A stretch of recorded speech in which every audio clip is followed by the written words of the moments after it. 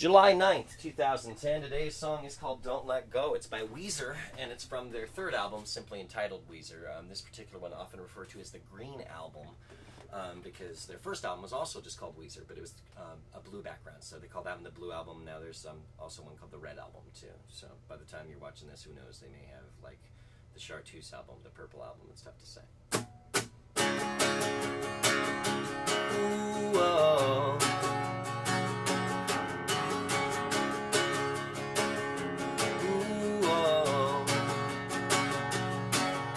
Time that you want, I'll be here in your arms, silently holding on to the girl with the charms. But if there comes a day you should turn your heart away, I'll be down on my knees begging for that girl to stay. Don't let go.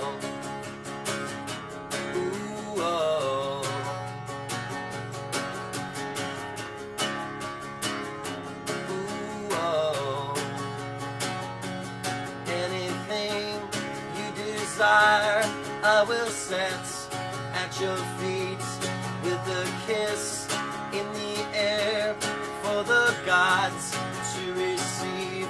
But if there comes a day you should turn your heart away, I'll be down on my knees begging for that girl to stay. Confrontations in my mind got me running out of time. Don't let go. Ooh, oh. Don't let go. Ooh, oh.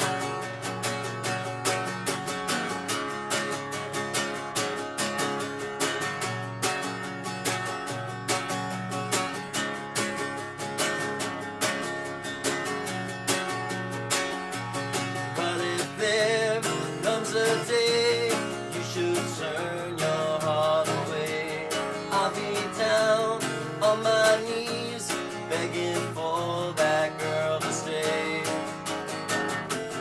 Confrontations in my mind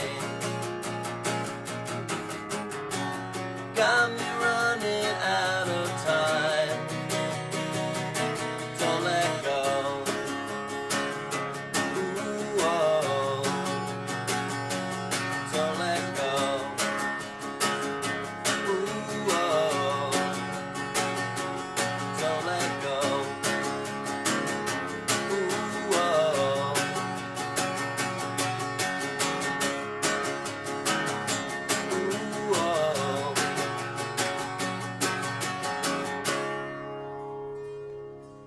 I wasn't sure how I wanted to end that, or I couldn't remember in my head how it ended. I just learned that one today, and I'm really glad I did. What a fun song. Again, the third album. I did start with Weezer. In fact, I probably could grab this, even though I'll be off camera, over in this area over here. I've got cassette singles back here. I wonder if I still have the cover for it.